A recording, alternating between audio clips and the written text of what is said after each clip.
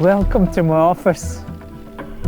I used to be a mountain bike guide and I used to lead clients from all over the world around these epic trails and landscapes of Scotland. It was a dream job. Things changed for me back in 2007 when I was diagnosed with multiple sclerosis. Let's just say that MS and mountain biking don't always get along. I can't guide anymore, but getting to these places, it's as important as ever, probably even more so.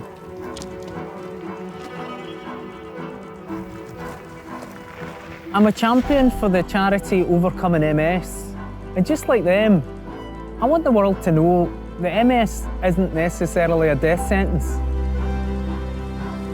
Mountain biking's always brought me closer to the people and places that matter. In this series, I'm on a mission. I'm going to make new friends and we're going to ride and learn what it is about mountain biking that's so special to them, and hopefully come away with some insights and perspectives that can help me in my life and perhaps even help you too.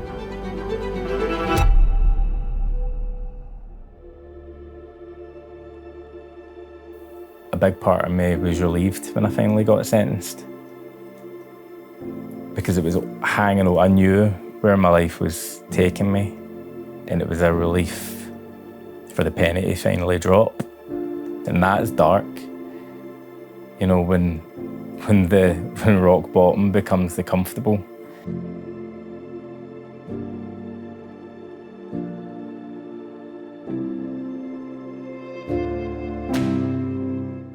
Today we've got an incredible journey to share. One that starts in the tough housing schemes of Glasgow and ends in the wide open freedom of Scotland's hills. Meet Adam Raja, born into a world of challenges marked by racial discrimination, gang culture, knife crime and a stint in prison for drug dealing. But it's not where he's been that defines him, it's where he's going. After a life-changing epiphany behind bars, Adam found a new path. One that led him away from the streets and into the mountains of Glencoe, embracing the healing power of nature and of course mountain biking. Let's hear it from Adam. His story of transformation, resilience and evolution is a wild one. Grew up in a mixed ethnicity home. It was always made very obvious to me that I was different and that was a bad thing. So I think I've always had that sort of sense of not belonging. I mean, it's pretty obvious, I think, in hindsight where that's come from, because I was told I didn't belong somewhere. Yeah, I think the experiences with racism and bullying left me very vulnerable in the sense that I craved acceptance. Like, the gangs were the cool kids, and it wasn't necessarily, you didn't see it as a gang or being involved in a gang, it was just the area that you were from. If you're going outside and hanging about with those kids, that's your postcode gang, you're not getting initiated, you're not joining it. And I just wanted to fit in with them. For us, the gang culture was dominated by drinking a lot of alcohol, taking or being involved in the sale of drugs, violence, which usually came from the alcohol, and then having that group of mates. That was probably one of the few things that you got that sense of comfort from, feelings of camaraderie. You're either part of the tribe or you aren't, and it feels very, very lonely to be on the outside of that. And I think when you've got little else good around you, it's quite an attractive thing. The gangs know you for probably the most violent thing you've done, or the crime, the sentence you've done. Like, your criminal record was the equivalent of your CV. The first time I was arrested, I was 13 years old. And at that point in my life, I was already selling cannabis. It started with, you know, older guys that you looked up to, giving you a means to put some money in your pocket and giving you a means to buy things without having to ask your single mum. The other aspect of it was the respect and the sense of belonging that came with that. You're now one of them. But that's a slippery slope. Not only as I got older, was I still selling cannabis? They also then started to give me A-class drugs, so cocaine, and the quantities increase, but then so do the repercussions. And it's a matter of time. You're going to get caught. Everybody gets caught.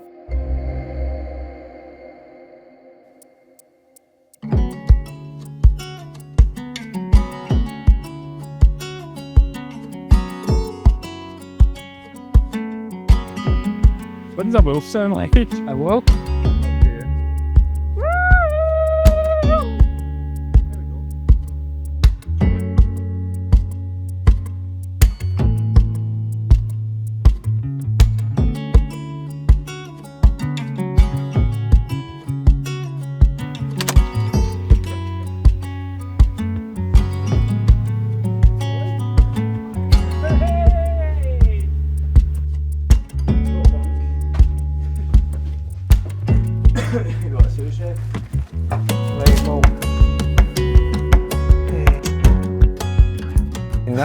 This is like poison to me, but I absolutely love it. That's And tasty. because I'm not gonna, it's not something I would eat regularly. You're allowed a treat, mate. A wee treat. You know what I'll do actually? It'll make it easier. This is my Chopping board. cutting onto that. How much are the treats though? I'd say half.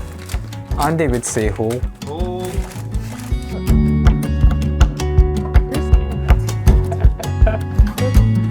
I don't think you truly value your freedom until it's taken away from you. There's nothing you can romanticise about prison. Like, I was very immediately aware of the severity of that situation. I was actually reading my letters, some of the letters that my mum kept. It was my sister talking about my nephew. You want me to read this bit to you? So they're the pictures for Aidan, but he wrote, well, Shad wrote for him because he's a child. Aidan just said, his Uncle Adam at the gym, then going to work, then going to come home, and I'll say, it's my room now. Laughing my ass off. Kiss.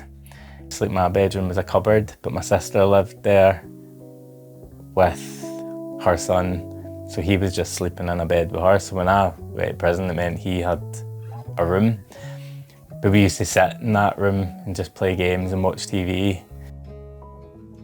It's as much literally seeing this wee boy that reminds me of that innocence I've lost, and then picturing him sitting in that wee cupboard of a bedroom, and then the same influences taking that sweetness from him.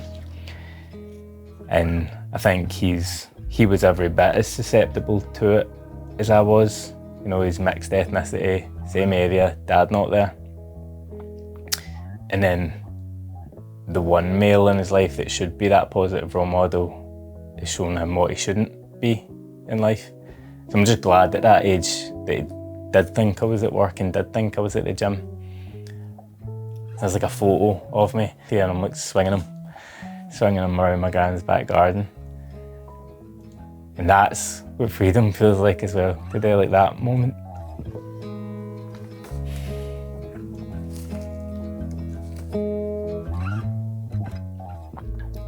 You know, it's powerful having that pain. Like, it keeps you on track, it reminds you.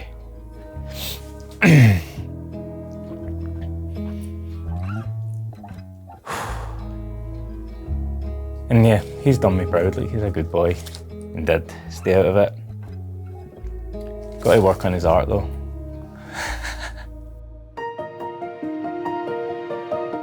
What is it about getting to places like this? I mean, a big part is that respite for the city. Like, even though I work from home, my life's dominated there. Like Monday to Friday, you're in the city, you're in the house. The 9 to 5 can be pretty mundane. And this is also different from that. Yeah. And the good thing about Scotland is, like, there's so much on our doorstep. Like, we're spoiled. I'm in Loch Lomond within 45 minutes and you can be camping. And that's the very opposite of mundane. I let go of that sort of childlike wonder part of my life so early in life. I feel like getting outdoors, having these experiences is probably the closest you get to rekindling that sort of sense of wonder. In one of the letters I was writing to my mum, and I'm saying I'm just sitting having my dinner and I'm looking out the window and I can see mountains from my cell. In hindsight, that was powerful, just seeing that other side of Scotland, because I hadn't seen it and but the concrete, but the high-rise flats, but the underpasses, and that's all very grim. So I had a very grim view and outlook of Scotland. I saw photos of Glencoe and I thought it was of Iceland, looking through the comments and seeing, no, this is in Scotland. And then jumping on Google Maps and it was less than, I think from Cumbernauld, it was only like an hour and a half away. I was like, no way. And I think it was at a period in my life as well where I was trying to step away from that life, but I didn't have anything. How do you fill that void? What do you do? So I was really just looking for something to fill my day with. I think the first year out of prison was probably the most turbulent year for lots of reasons, because you're walking out of those gates with nothing, with less than you went in with, and now you've got a criminal record. So I'm just back in that house in the same area, same people. You're just dropped into the exact same situation with the expectation that you're going to dig yourself out of that hole. Biscuit? Yes, please, mate. Cheers. Cheers, dude. Thanks for coming out. Slange, thanks for having me, mate. I mean, I can't think of anything better than mountain biking. I'm biased, obviously, but being on a mountain bike is so involving. It just absorbs everything and it gives you adrenaline.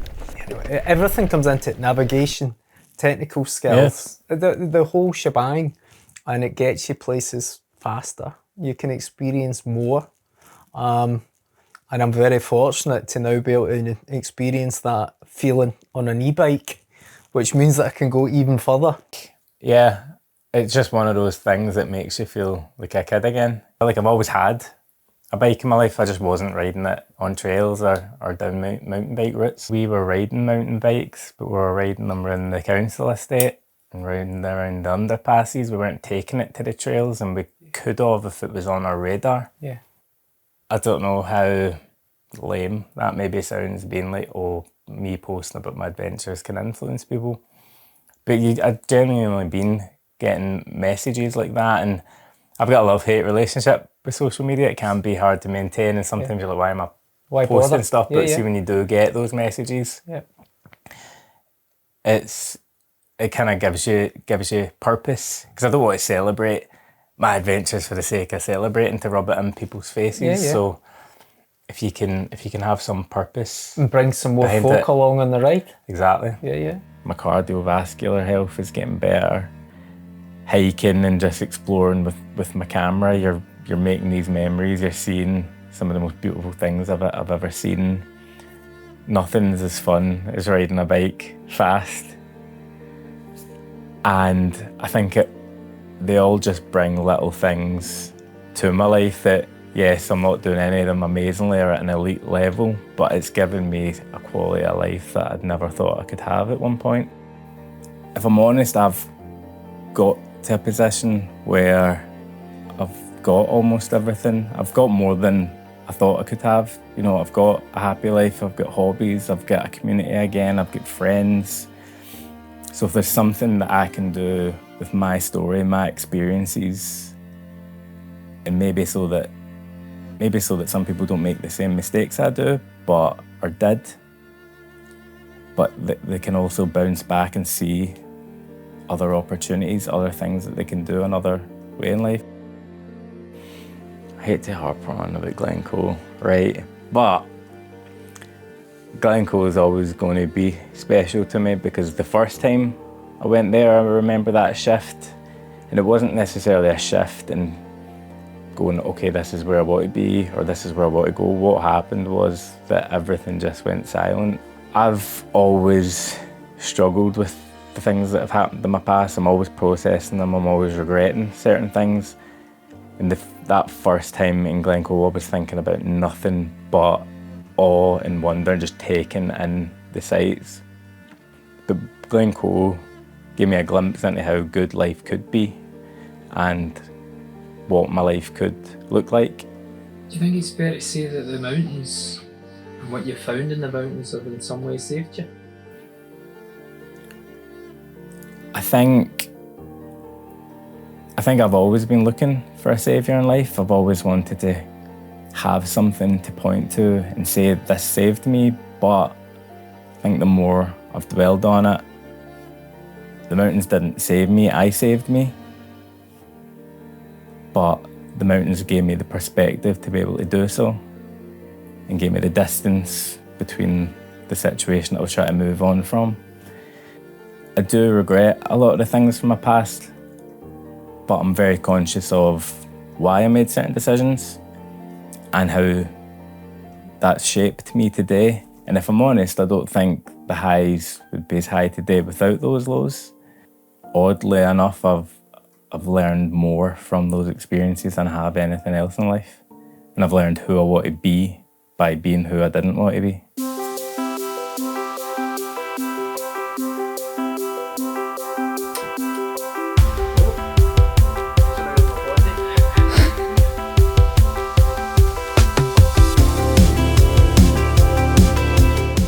I've been given a lot of labels throughout my life. So I used to be a gang member, used to be a drug dealer, and I get a lot of labels even today, and it's ex-gang member, ex-convict, but I'm also so much more than those labels. I'm a son, I'm an uncle, I'm a photographer, I'm a professional, I'm an activist.